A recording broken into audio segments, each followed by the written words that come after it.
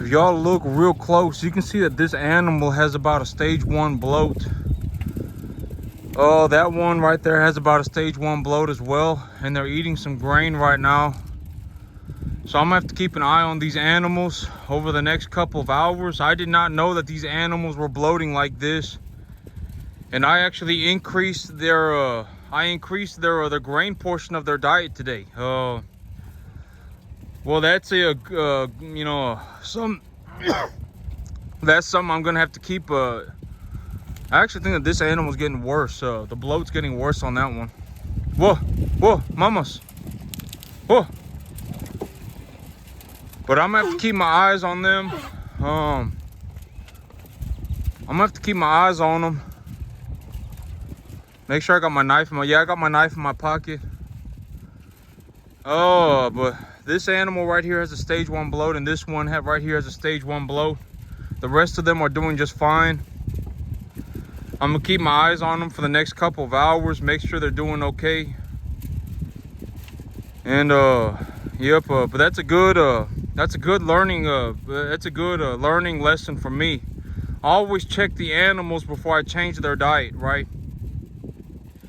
But the reason that I changed their diet, I increased their corn. I increased the amount of corn I'm putting in their diet by okay, so I was doing a 30 pounds. I was doing a 30-pound total mixture of corn and the Bovatech creep, the creep pellet with the Bovatech. I was doing a 50-50 mixture of the Bovatech and the corn. But I was taking a look at it and I was like, okay, I got 13 animals back here right now, and I'm only feeding 30 pounds. So 30 animals, 13 pounds. That's just about 2 pounds an animal, 2.5 pounds an animal. And I anticipate that the average weight of my herd is about 400 pounds. And so if I want to feed 1% of their body weight in grain, I need to up their grain intake. And so I went from 30 to 45. And I figured, well, I looked out here this morning and the animals were chewing on the cornstalk bales. So I figured, you know, they probably got enough, cornstalk bales in their system to keep them from bloating. But I got 2 animals with bloat right now. It's not very severe. It is stage 1, but I'm gonna have to keep my eyes on it. And I've actually got the middle gate closed right now. The middle gate is closed, so the animals, they have to sit up here. They can't go back there and chew on the grass. Because yesterday, okay, here was also part of my equation that I was thinking about. Was yesterday I went back there and I took a look at the grass, right? I took a good look at the grass. And the grass, as of right now, what I was anticipating is that the protein content of the grass is too high. The protein content of the grass is too high. The animals are eating cornstalk bales, free choice. I give them roughage material, free choice. And so I figured if I gave them a 10% grain mixture, a 10% protein grain mixture that also had somewhat, higher energy, that it would be an overall better for their diet. And so that was why it was a multiple variable situation for why I fed them what I did. But I'm gonna have to keep an eye on them, make sure that there aren't any problems. And yesterday I processed the calves up front. 2 of the calves, 2 of the little bull steers, they I'm not sure if they're a bull, if they're a steer. They ran out of the chute, and so I missed 2 of them, but I got to process the 2 of them. But the rest of them, I got them castrated, and I got them their shots. I got them their vaccinations. And one of the bulls that I thought was a steer is not a steer, and so I'll have to castrate him too. I thought he was a steer, but this morning I took a good look at him and I could see his testicles hanging. I could visibly see his testicles, and so I was like, well, I missed that. But when the animals are real small, their testicles will sit up close to their body. If they get scared or anything like that, their testicles will go up against their stomach. And so one thing that I realized yesterday was that when checking the animals for testicles, if you just put your hand on their belly and push downwards, and you push downwards, you may actually be able to push the testicles off of their body so that they go into the sack. and you can check the animals better, especially if they're smaller. Like if they're not your calves, you know, if they're 350 pounds, 250 pounds, and if you're not entirely sure if they have testicles or not, you can put your hand up on their gut and just rub downwards, and it won't freak them out, right? Because the moment you start grabbing at them, like you reach under there and you try and grab their balls, they're gonna freak out.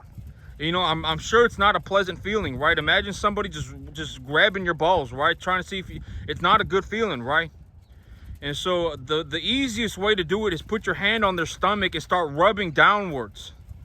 And if they do have testicles, but they're stuck to their stomach, the testicles will fall down, and then now they're in the sack, and now you can castrate them. And that's also, but that's just what I found yesterday. Is that like yesterday, well, one of the bulls that I thought was a steer that I thought already had been steered is not steered, and so I'll have to castrate him myself. But I 100% visually confirmed that he does have testicles in his sack, and so I will have to take care of that as well. But the rest of the animals, except for two, I've got 2 animals that need to be processed, but the rest of them have been processed. And if I just process, here's the thing about me, right?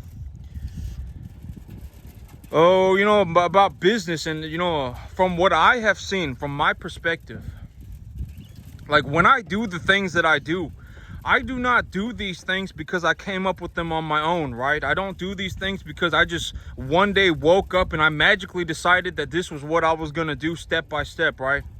I've said this repeatedly in the past, but the reason that I do things the way that I do is because I do things according to the USDA standard, the commercial standard, right? And it's like what I've said repeatedly, the people that pay me the big bucks are the commercial beef industries. And this is a very realistic way. It does not matter if, it could be anything other than farming, right? Everybody does not have to be a farmer.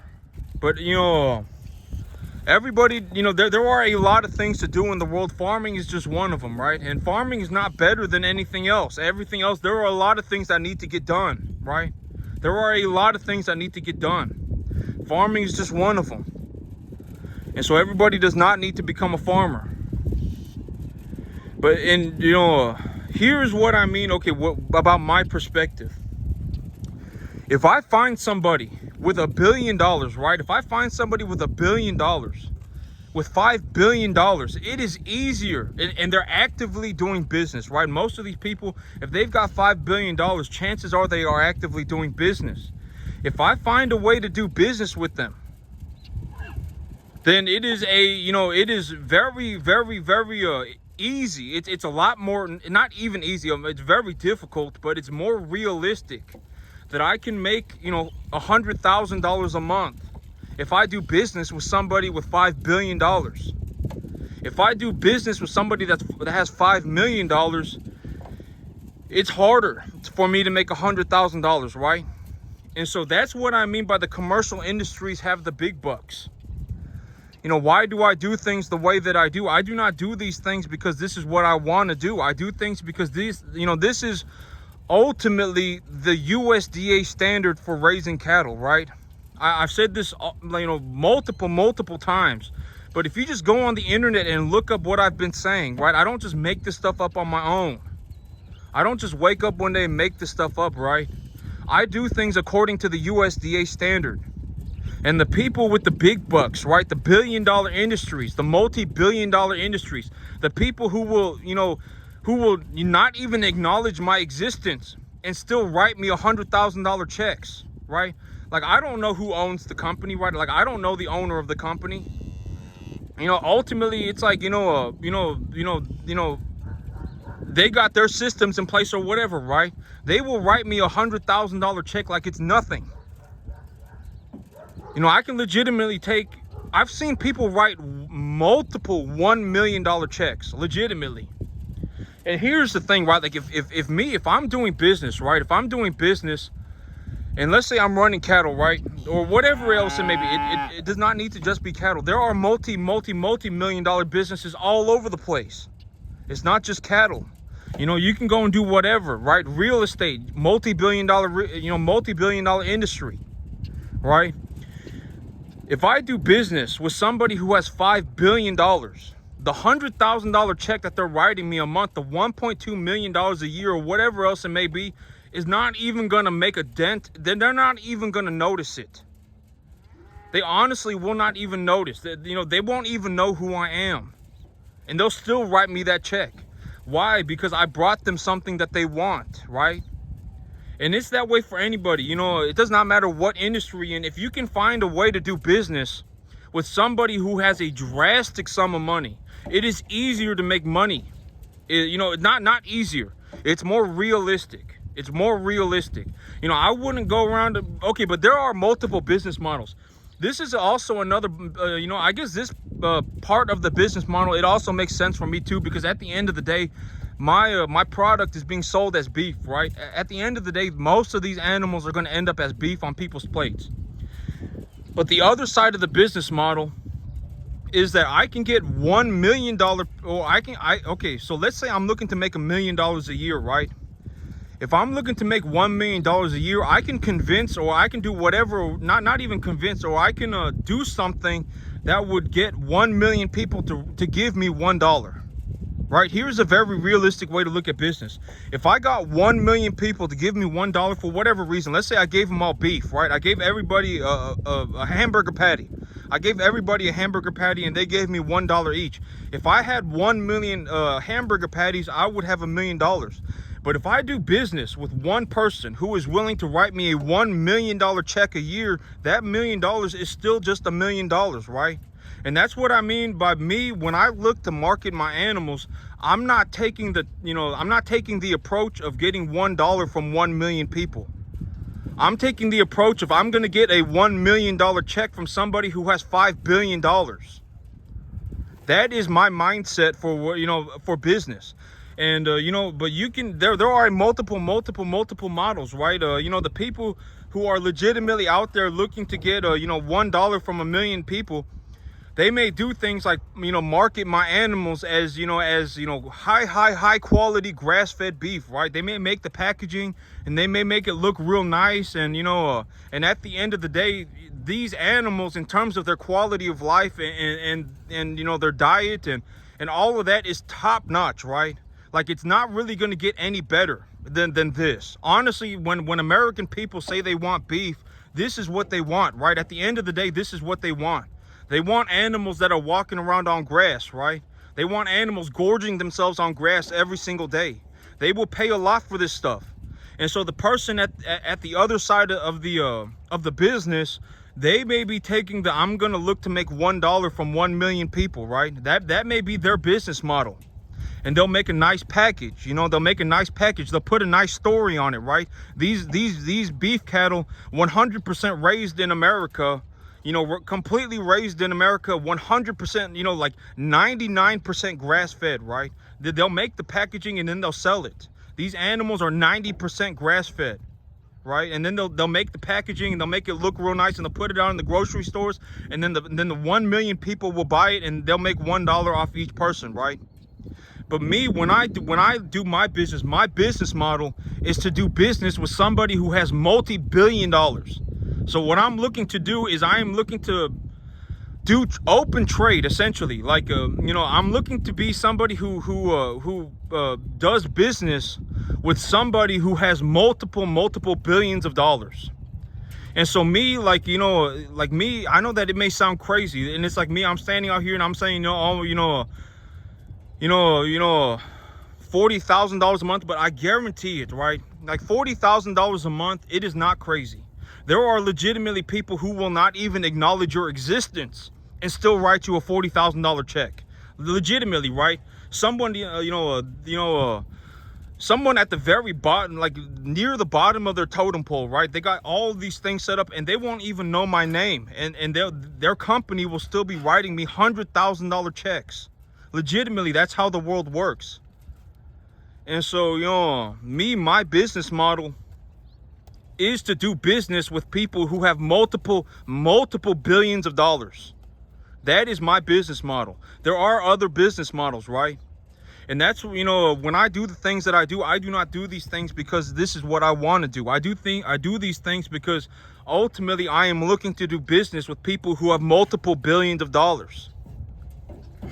You know, and then they'll write me, and then they are the ones who write me my check, right? And I understand that I make a lot of money. I understand that I make a lot of money, but at the end of the day, you know, beef is not just going to fall out the sky, right? And my farm, I'm able to, you know, give these animals a very, very, very high quality of life. You know, these animals, they walk around every single day chewing on grass, right? That's very good. The American consumer, they want this. This is, at the end of the day, this is what they want. And that is why I get paid. You know, the money does not just fall out the sky and land in my bank account. And I've said it repeatedly all the time. You know, I've said this multiple times. I don't do these things because it's what I want to do. I do these things because they are the USDA guidelines for raising commercial beef. I don't just wake up one day and just say, I'm going to look at the animals poop and see how their diet's going. Oh, I can't see their ribs. They must be a cattle, you know, condition score of 5. I don't do that kind of stuff, right? And these heifers, you know, heifers are a little different because, you know, you want them a little bit heavier at 6 or 7 because then they'll go into estrus faster.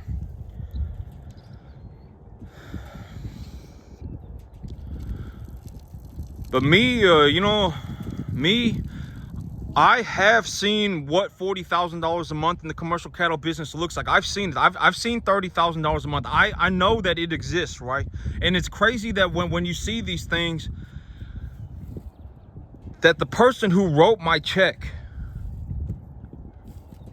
they were like at the bottom of the totem pole, near the bottom of the totem pole for a massive multi-billion-dollar industry. They were. These multi-billion-dollar industries, like if I legitimately, okay, because these multi-billion-dollar industries, they got their own businesses going on too, right? They're looking, oh, you know, if we bring in, they're probably doing about the same thing that I'm doing. Oh, if we bring in animals at this weight for this price and the feeder cattle market is at this price and we're getting our commodities for this price and we put, you know, we feed these animals 2.75% of their body weight, then we, you know, and, you know, they're probably doing the same thing as me, right? Because me, ultimately, the way that I learned was that I learned by reading guidelines from the commercial beef industry, right? That is how I learned how to do this, right? And so they're practically doing the same thing as me. And so when they show up to the sale barn and they see a conditioning score 6 or 7 feeder animal, and the animal is you know, $1.90, they're gonna bid on it, right? That's just how things work. And so the $1,500 and I can almost guarantee, you know, me and the other people, the multi-billion-dollar industries, we probably all think just about the same. We all probably think about the same thing, right? Oh, if we, you know, we're not worried about the $1,500 that we're sending him, right? We're not worried about the $1,500 that we're sending Mr. Chung. We don't care about that. You know, I say this too. I don't care about the $800, right? I don't care about the $750. I'm not saying I don't care about the $650, but what I am saying is that the $650 or whatever, right? The $700 that it costs me to run my business is not going to be what makes or breaks my business. And I guarantee that the big industries, they also think like this. They're not going to look at me and go, oh, well, we don't want to send him a $1,500 check, right? Oh my God, I can't believe $1,500. Oh my God, I can't believe it. We can't do it anymore. We just got to shut everything down. They're not going to think like that, right? They'll just write me my check and then they'll just move on. But that's realistically, that's more about how things work in real life.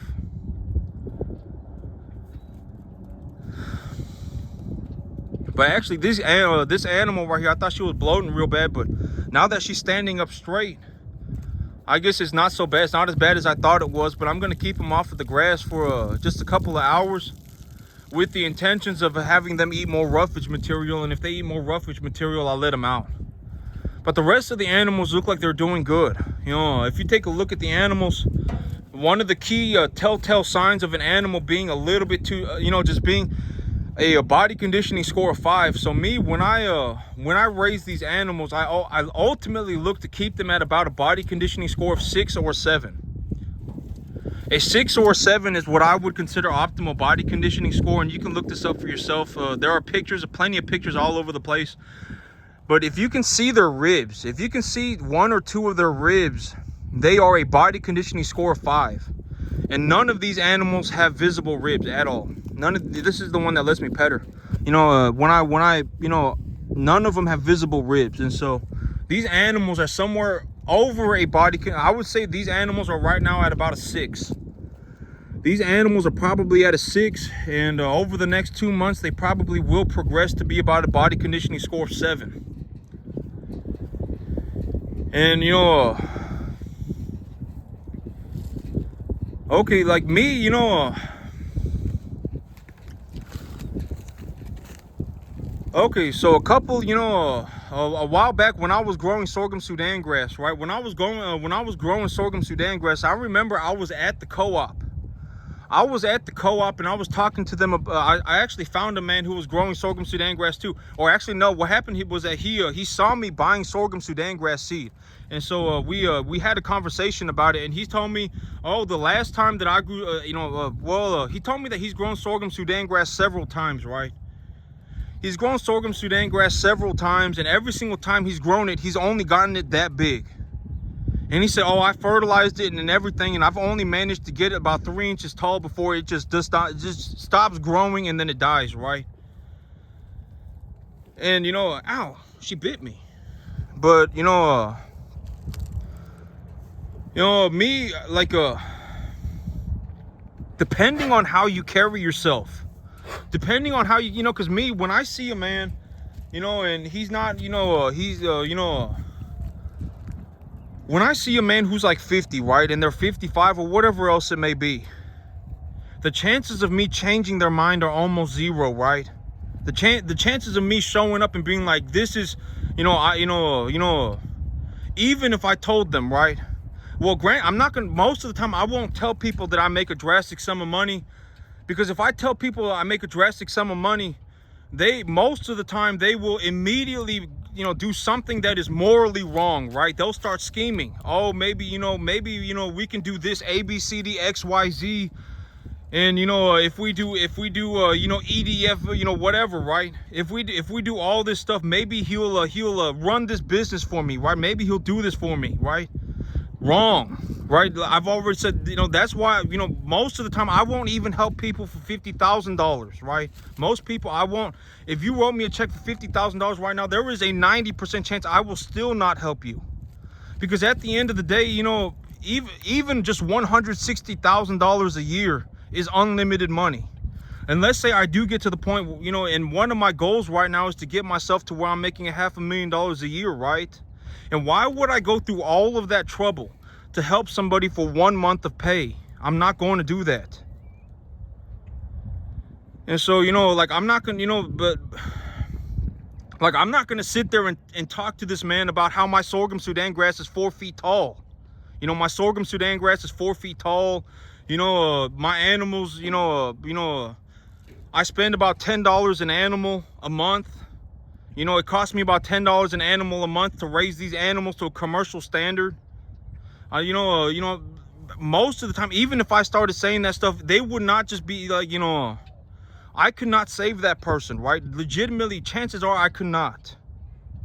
And so, at the end of the day, it's like, I'm not going to go around saving people, right? I've said this repeatedly. I'm not going to go around saving people, because at the end of the day, most people cannot be saved.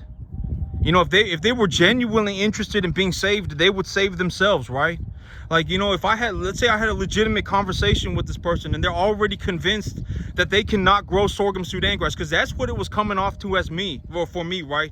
This man has already convinced himself that he cannot grow this grass, but it's not just this man. I guarantee if I went into the microcosm of this man's universe, he would be talking to 999 other people or whatever else, 9 other people who also is not capable of growing grass. They also, they're also like, oh yeah, I put fertilizer on my grass and it didn't grow. Oh yeah, I planted grass and it didn't grow. He would be in a microcosm of a universe that is also encouraging that behavior.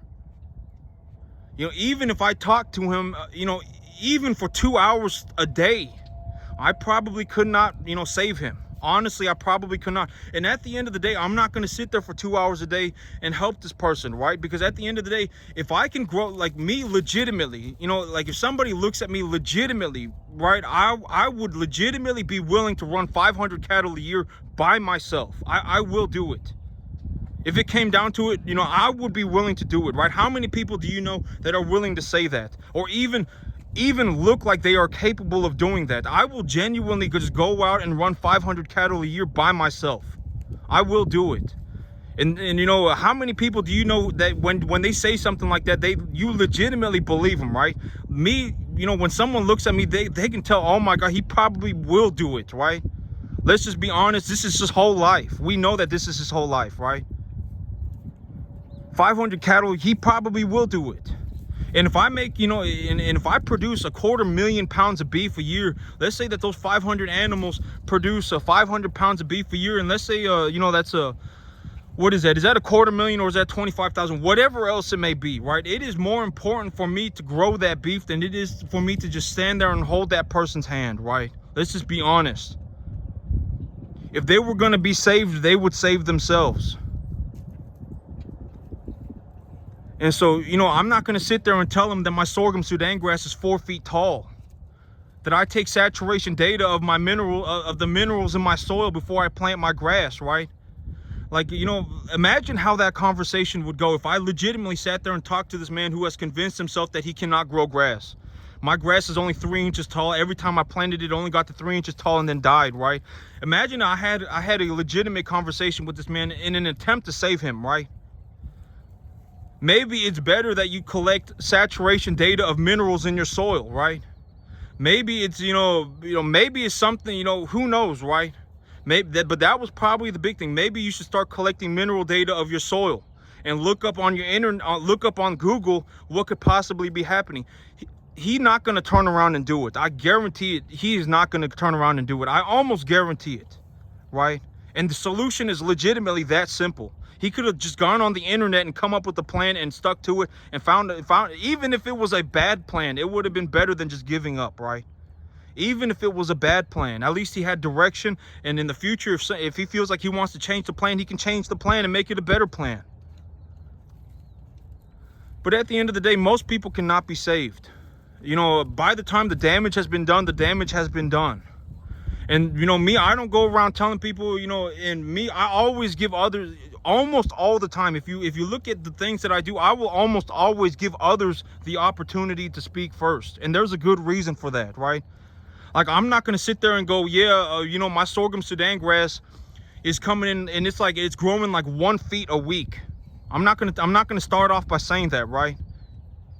I always give the other person the opportunity to talk first, because most of the time, you know, it's like, if it's a conversation if I've already decided, you know, like within 30 seconds, I can tell what's going on with this person, right? And if it's not good, I'll just walk away. I mean, you know, the $15,000 a month that I make is more than enough money for me. If I make $40,000 a month, you know, that's even better, right? If I haven't, you know, legitimately, I have an opportunity to make myself about $500,000 a year, I'm not going to sit here and fiddle fart around with this guy's problems.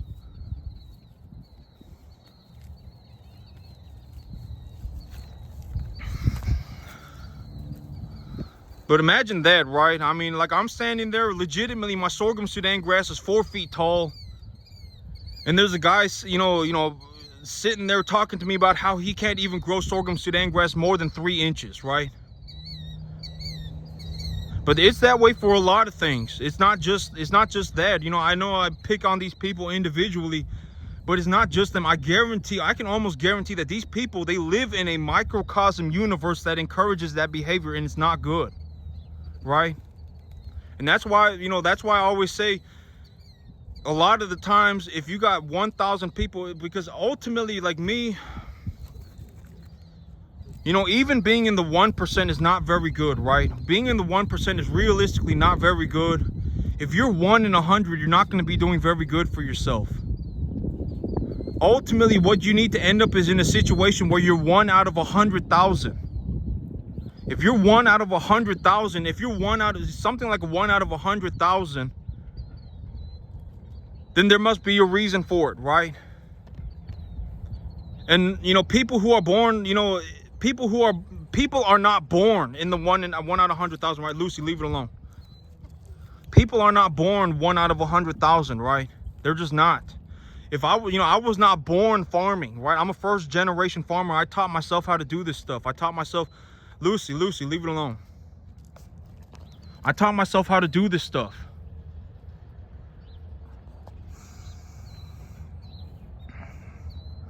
But realistically, if I were going to give business advice to somebody, not even advice, but if I were to just going to give my perspective on business, there are two major ways to do business.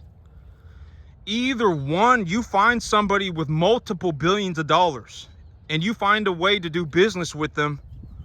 Or two, you find a way to make $1 off of a billion people or off of 1 million people. Those are the two most realistic ways to do business from what I have seen, my perspective, not giving advice, just in my personal belief. Like if I go to the bank, right? If I go to the bank, multiple billion-dollar industry, right? They will give me a $500,000 loan for $2,000 a month. If I go and I take cattle to the commercial beef industry, multiple billion-dollar industry will write me a $100,000 check a month like it's nothing. But that's what I mean. And at the end of the day, you know, I'm feeding people, right? I'm feeding people. And it's very, I think it's very, you know, because a lot of people are stuck in these microcosms of universes that encourage their behavior, right? They, you know, oh, me, yeah, me, I don't make it. So, yeah, me, I don't make it either. Oh, me, I don't make it either. Oh, I don't make it either. Oh, nobody's going to make it. Everything unfair. Oh, yeah. And then everyone just starts, you know, it's massive groupthink. And then everyone's convinced, a lot of people have convinced themselves that they can't make it, right? The man who was growing sorghum Sudan grass is a very good example of a man who has already convinced himself that he can't make it. You know, just by the things that he was saying to me, I can already tell this guy gave up a long time ago. And then they live in these, you know, I almost guarantee it. If he probably lives in a microcosm of a universe that people are saying that, and they are repeating each other. Oh yeah, me, I can't grow grass. Oh yeah, me, I can't grow grass either. Oh yeah, me, I put fertilizer on my grass. Oh yeah, me, fertilizer, I don't put that on my, oh yeah, fertilizer damages the environment. Oh yeah, everyone, I guarantee that is I almost guarantee that is the microcosm of that person's universe. This person is not going around saying, oh, if I take saturation data of the minerals in my soil, then I can better my environment while also producing a very high-end beef product that I then market towards a multiple billion-dollar industry, right? They're not going to be saying stuff like that. But maybe if I start saying stuff like that and I start giving people the reality of a situation, you know, the reality, a real perspective of how things actually work, maybe they will start also saying that as well. They will start saying this as well, right? And if I make one of these videos and I, you know, and 500 people to 1,000 people watch it, you know, the 500 to 1,000 people, maybe, you know, maybe y'all can start, you know, going around and saying this stuff too, if anyone actually talks to you about farming, right? Maybe, you know, let's say 100 of you want to be a farmer or are a farmer. A lot of people who watch my videos are very young, under 30, right? A majority under 30. Maybe you can, you know, start saying this stuff instead of going around saying, oh yeah, fertilizer damages the environment. Oh yeah, fertilizer is not good for the environment. Oh yeah, fertilizer doesn't do anything. Oh yeah, my grass doesn't go, you know, don't go around saying stuff like that, right? Go around, you know, oh, if I take saturation data of minerals in my soil and, you know, and I raise beef cattle towards to a commercial standard, then and I market them towards a multiple billion-dollar industry, I can make a lot of money. And if I make a lot of money, that's a good thing because I'm feeding people, right? Maybe we should make this a microcosm of a universe as well. You know, go around saying stuff like that. You know, if I put in effort objectively, I have to get better. You know, if I put in effort objectively, there is legitimately zero chance, granted that I'm not born a vegetable. If I put in effort, I will get better, right? And if I put in 15 hours a day over 14 years, then maybe I can make it too, right? A lot of people who watch my videos are young. I mean, you may still have a chance.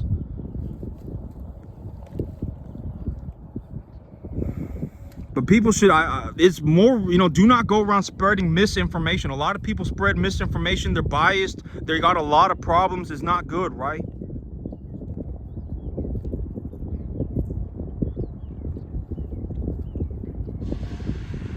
And so at the end of the day, I mean, it just is what it is. It's just my perspective. I'm not saying it is what it is, like it is finite. This is just my perspective on, you know, how to conduct business. Either I can do business with 1 million people and they can each give me $1, or I can find somebody with $5 billion and convince them, or not convince them. I can do open trade with them and make $1 million off. In one, like if let's just say the beef industry is a person. If that person has $5 billion and they're in the same business as me, and they find that they can make some money doing, you know, they're probably more or less thinking exactly like me, right? They're not going to care about the $1 million that they're giving me. They're not going to, that is going to be the least of their worries. I say this all the time. Money is the easy part. I say this all the time. Money is not the hard part. Money is the easy part. They're not going to, almost guarantee you, like people are going to almost they're going to almost more or less think like me. Money is not the hard part. They're not going to care about the $1 million, right?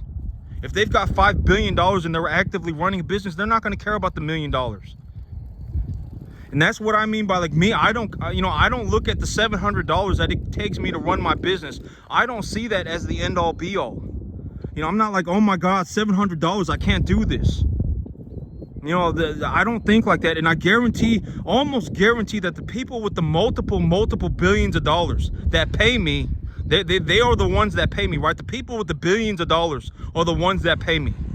I almost guarantee that they are not thinking about the $1,500 and that they're sending me, and they're going, oh my God, the $1,500. I almost guarantee it. But that's it for me today, YouTube. Y'all have a good one.